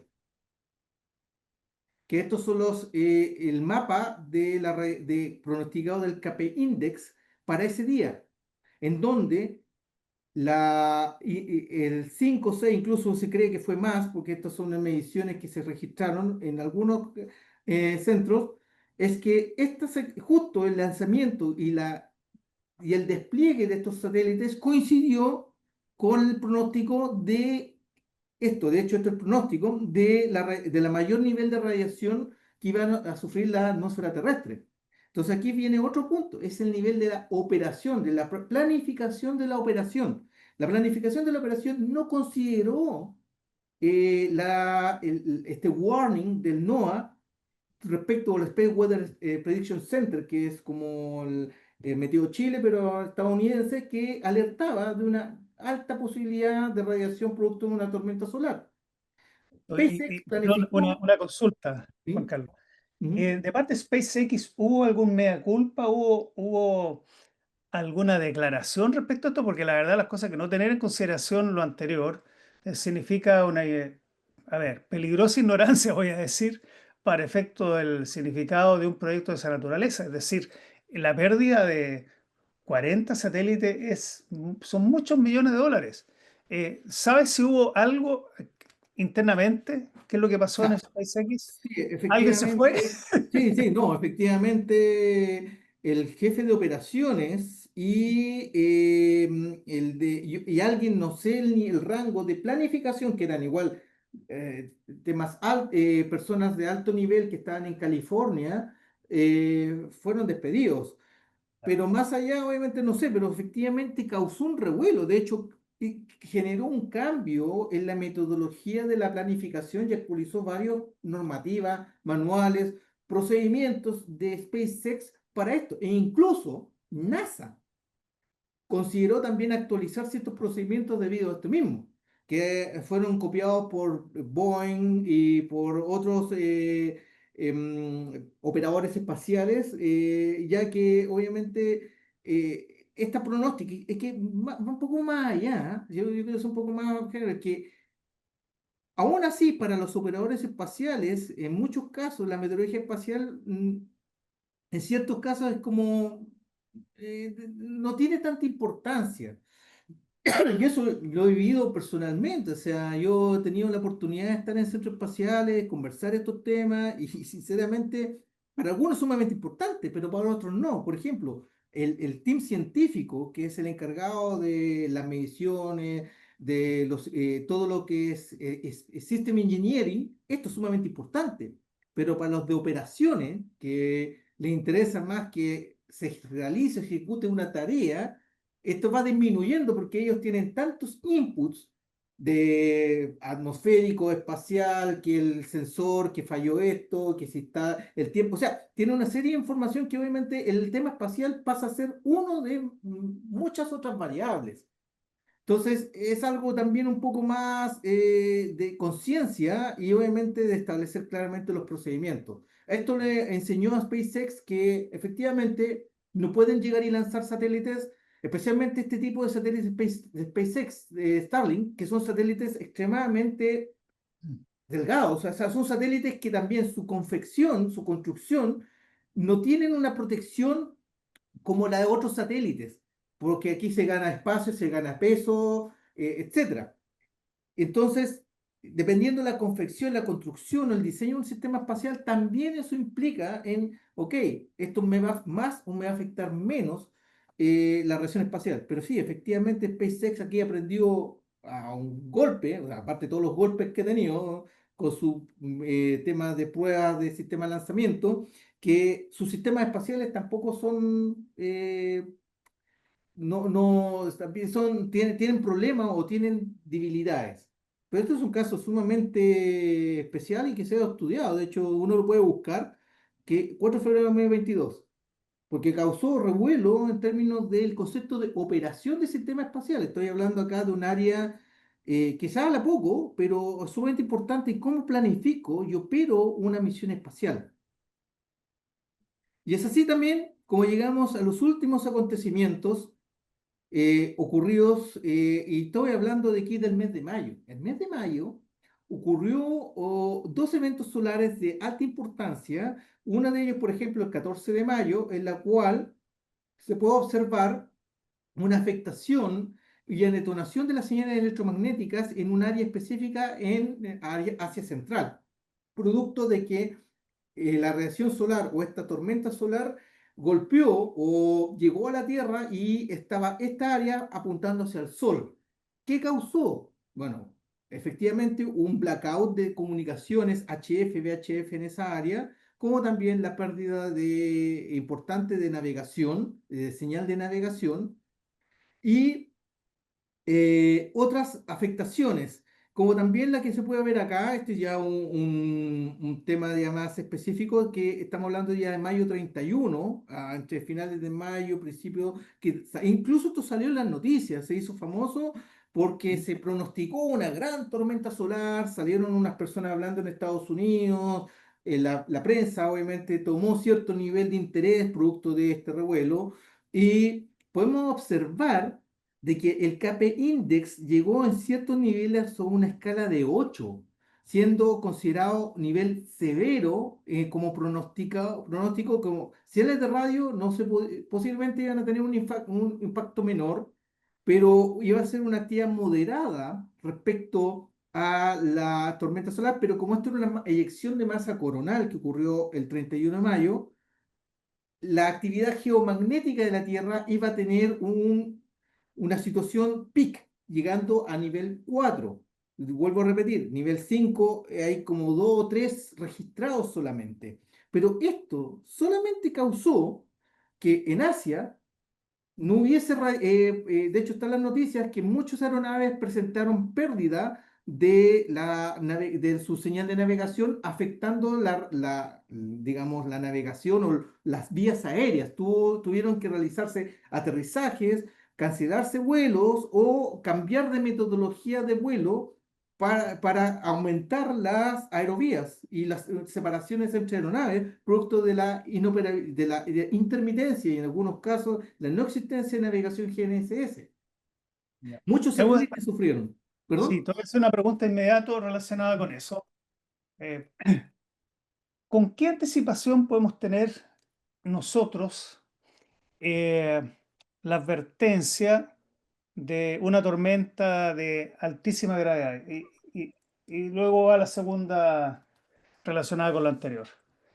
¿Cuánto tiempo nos permite saber que podemos tener un evento, yo no quiero decir catastrófico, pero sí de alta gravedad o severidad? Bueno, esto es como igual que la meteorología. Yo puedo anunciar lluvia hoy día y puede que mañana no llueva o viceversa. ¿Sí? O sea, la proyección de la actividad solar se puede observar con días de antelación, Ya, producto de esta misma observación de los sunspot o puntos negros del sol, por ejemplo, de esta sunspot. ok. Eh, Analizando el comportamiento de estas manchas solares y si crecen o no crecen, se juntan, o sea, se empiezan a fundir o no fundir, son indicativos importantes de la posibilidad de un gran evento solar. ¿Cuál sí es el punto importante? Es que muchos de estos eventos pueden que la proyección de una llamarada solar, por ejemplo, no golpee el planeta Tierra. Entonces ahí uno quiere que comportamiento de las manchas solares. Segundo, ubicación de esto en el plano solar, porque eso nos permite identificar si es que ocurriese un evento de eyección de masa coronal o una solar flare, analizar a qué lugar va a ser proyectado en la eclíptica o digamos en el medio ambiente solar. Entonces eso nos da una posibilidad de días de antelación, estoy hablando 4 o 5 días, 6 días incluso, de analizar, ok, estos puntos negros, estos match sunspots se están juntando, posiblemente haya un evento, pero es que la ocurrencia, este sí es la parte de meteorología, o sea, de no tener claramente certeza de que, oh, sí, hoy día va a ocurrir, o va a ocurrir mañana, o si ocurrió o no ocurrió. Es que la acumulación de puntos negros, o sea, de manchas solares, efectivamente es un indicativo, pero no necesariamente desencadene una actividad solar importante. Puede que no la encadene, puede que la desencadene, y es ahí donde se hacen observaciones que pueden llegar hasta las 48 horas previas.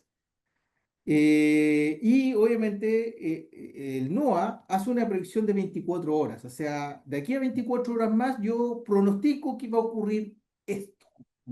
¿Por qué? Porque ya con eso tengo la información certera de las observaciones de los distintos sistemas que están en el espacio y en tierra para determinar qué tan alterada está la superficie solar. Pero antes de eso, o sea, decir, no, va a ocurrir un evento es meteorología, es predicción, prospectiva en este caso. Ok, Lo que pero es seguro son 24 horas. ya. Ahora voy al siguiente escenario y después explico el motivo. ¿Mm?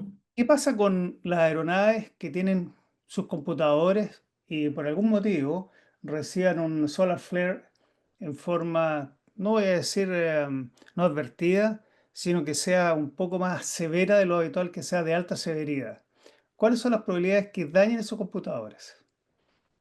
Las probabilidades son altas. La diferencia está, si me pongo a pensar en aeronaves de índole comercial, Sí, de pasajeros, sí, eh, las aeronaves comerciales tienen redundancia en sus sistemas informáticos a bordo. eso sí, Estamos hablando de esta hot redundancy y cold redundancy. claro. Eh, Pero el sistema, o sea, si hay una tormenta solar, la tormenta solar va a afectar a los computadores redundantes sí o sí. Es decir, ahí no hay una separación, hablemos uno que resiste y el otro que sea permeable. No, efectivamente, o sea, no, se verían afectados, Mm. pero ahí viene el tema de la ingeniería, o sea, las aeronaves en términos electrónicos ya son una especie de jaula de Faraday con alas, como decimos ¿Ya? nosotros, y también los computadores a bordo o los sistemas informáticos que se encuentran a bordo, tanto incluso de satélites, se encuentran también blindados con Ya, diferentes tipos de materiales y procesos, digamos, crear una segunda jaula para internamente, tener una capa de plomo o material que pueda reconducir la radiación, existen. Obviamente, eso no asegura que no pueda ocurrir esto. Eh, Tengo entendido, yo sé, he tenido información de fallas de sistemas informáticos o computadores a vuelo, por ejemplo, en el Airbus 380, durante sus vuelos en el año 2011 y 2012 de validación, tuve la oportunidad de estar en Toulouse y tener clases respecto a eso. Se hizo la correlación de una falla. En ese tiempo el Airbus tiene 5 computadores, 3 en sí, hot redundance, 2 en cold redundance. ya, Dos de los hot rollers, o sea, los dos que estaban en caliente, fallaron. O sea, se desconectaron del sistema, teniendo que asumir los dos que estaban en espera, que en términos estadísticos no era lo que se esperaba en un funcionamiento normal para la aeronave. ok, Bueno, cuento corto, el análisis de ingeniería para estos vuelos de prueba, cuando esta aeronave estaba configurada con estas especies de contenedores de agua que cambian el centro de gravedad, etcétera, generó que esta aeronave tuviese que aterrizar de emergencia, obviamente volver a Toulouse, que estaba volando sobre el sector, y el análisis tomó cerca de 3 semanas. Y nuevamente, aquí ocurrió el proceso, el mismo concepto de analizar qué pasó y correlacionar también una actividad solar importante, nivel, no me acuerdo si era G3, G4 que ocurrió en ese momento, estoy hablando del año 2011, finales del 2011 aproximadamente, que causó que un evento de radiación extremo causó una falla en el sistema de procesamiento de información de la aeronave. Y este proceso de sistema de análisis llevó a que obviamente tuvieron que cambiar el shielding o la protección de los computadores, como también hacer un rewiring de ciertas líneas que estaban más expuestas a la radiación o al ambiente exterior que otras. Entonces también llegó a una especie de, podemos decir, de mejora en el diseño. ya, Entonces, pero es probabilístico, o sea, yo hablo que efectivamente si tenemos una tormenta a nivel G5, yo te aseguro de que muchas aeronaves, incluso sistemas espaciales, podrían verse afectados, incluso poder poner en riesgo la seguridad aeronáutica. Eso yo lo digo con toda responsabilidad, pero el tema es que no correcto. lo hemos medido, no hemos Sí, podido tener un acontecimiento como eso para decir si ocurre o no ocurrir. Pero la sí, estadística mm, nos señala de que efectivamente eso podría llevar a un riesgo a la seguridad aeronáutica. Pero ahí es donde viene la solución. O sea, es integrar el concepto de meteorología espacial en los procesos de No, planificación y conducción de las operaciones es aéreas, correcto. navales, terrestres. Bueno, ahí tenemos para todo tipo de niveles de planificación. Sí.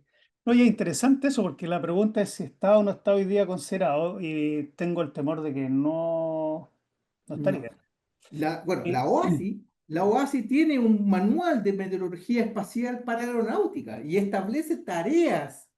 Yo tuve la oportunidad de hacer una tesis en la Academia de Guerra Aérea cuando estaba en la Fuerza Aérea, que mi estudio fue la meteorología espacial y su afectación en las operaciones aéreas, y comparé distintos tipos de normativas civiles y militares, y entre las civiles, lo OASI da una serie de tareas que la DGAC no las tiene replicadas en ya, sus distintas DAN, DAR, ok, tipo de documentación que tiene la DGAC, que debería aterrizar esto. Las considera, las menciona, pero en algunas partes, por ya, ejemplo, este es un caso importante, habla la OASI de que deben existir centros de monitoreo de meteorología espacial locales. O sea, debe haber un centro que se dedique a concentrar, analizar y generar predicciones locales de meteorología espacial. Lo indica la OASI.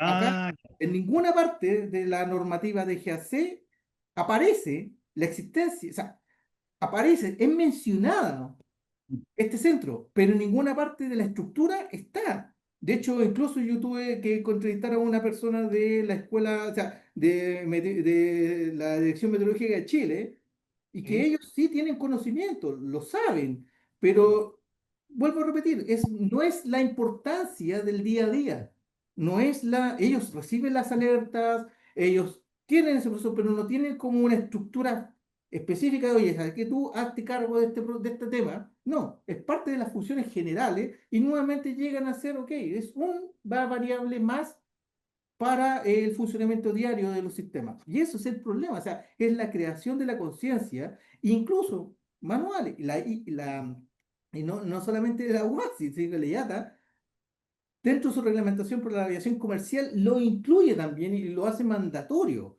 Y de hecho, muchas aerolíneas, por ejemplo, Airbus, no Airbus, o sea, Air France tiene un departamento como Air France, dentro de su sección de operaciones, que se encarga de la meteorología espacial, como el ejemplo del current ops, de las operaciones actuales, de analizar el vuelo de las aeronaves y dónde están operando y qué los está afectando en ese momento. Y eso gracias también a los distintos sistemas como la ESB, el ASC, o incluso otros sistemas de transmisión de información de la aeronave, que nos permite tener en tiempo real la lectura de ciertos componentes de la aeronave y ver cómo estos están comportándose en el tiempo. Entonces, existe un concepto de operaciones más holístico mm, que yo desconozco, o sea, tengo que ser sincero, yo desconozco cómo lo hará LAN, cómo lo hará Sky, cómo lo hará JetSmart, desconozco la realidad efectiva de eso, si no tengo la experiencia de lo que dice la OASI, lo que dice la IATA, el análisis de los manuales de la DGAC, o la experiencia de una aerolínea de Europa que realiza este tema, y tengo entendido que Lufthansa también tiene este mismo modelo aplicado. bueno, voy a complementar un poco el por qué esta consulta y a dónde iba yo. Esto sobre todo para la gente que no entiende mucho de la tecnología que tienen las aeronaves. Y ya hay que ir un poco a dividir en algunas generaciones, porque la primera generación fueron elementos netamente mecánicos, donde la aeronave podía, podía de alguna forma controlarse en el aire mediante sistemas netamente mecánicos. Hablemos de poleas o hablemos de uniones mediante tubos de control. Por lo tanto, ahí se movían los elevadores, se movía el timón de dirección, se movía prácticamente todo. O sea, eso permitía controlar el avión. Y prácticamente que es lo que uno ve hoy día todavía en los planeadores netamente mecánicos. Después viene una combinación entre sistemas hidráulicos y sistemas eléctricos, es decir, con servoactuadores que se controlaban o se actuaban mediante energía eléctrica. Entonces llegaba un impulso eléctrico para poder modificar la posición de los servoactuadores. y también con una combinación entre lo anterior, entre sistemas mecánicos. Esa sería la segunda. Y la tercera es prácticamente lo que estamos viendo hoy día, que entre medio de todo esto hay sistemas que son totalmente controlados por un computador. Por lo tanto, las señales que recibe el computador, sea directamente del piloto, que lo que quiere hacer el piloto, está acelerando, desacelerando, está moviendo los controles del avión, finalmente todas esas señales las recibe el computador y el computador las procesa, y de ahí se derivan las acciones directas hacia ya sea el motor, ya sea a los elevadores o a los sistemas de control de la aeronave.